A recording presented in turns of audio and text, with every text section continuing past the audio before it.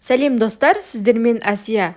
Микроволновкада кекс дайындаймыз. Қолжетімді заттармен тез әрі оңай жасалынатын кекс. Менімен бірге жасаңыздар. Видеоның соңына дейін қарап, каналға тіркелуді ұмытпаңыздар. Табамызға бір жұмыртқаны жарып саламыз. Оның үстіне 2 ас қасық сүт құямыз. Үстіне 1 ас қасық сұйық май қосып, барлығын араластырамыз.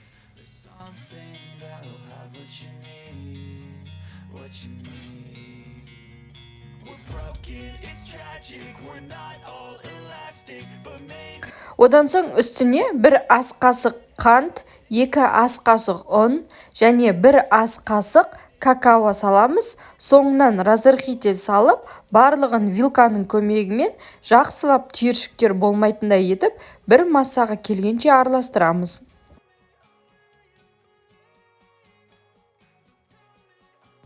Міне бізде бір келкі масса шықты.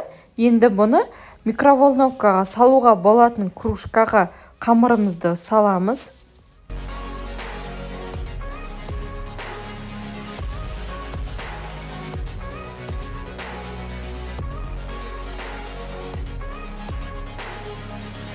Қалауларыңыз бойынша ортасына осылай шоколад қоссаңыздар да болады.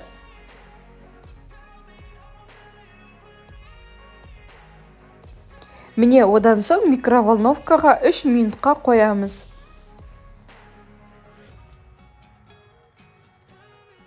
Міне кекс дайын болды. Қолжетімді күнделікті қолданылатын заттардан оңай жасалынады. Микроволновкада 3 минуттың ішінде пісіп шығады. Кружкасынан оңай алынады, формасын жақсы ұстайды. Қалауларыңыз бойынша бетіне осылай шоколад немесе сгущенка жақсаңыздар да болады. Өте керемет болып шығады. Міндетті түрде осы рецептпен жасап көріңіздер.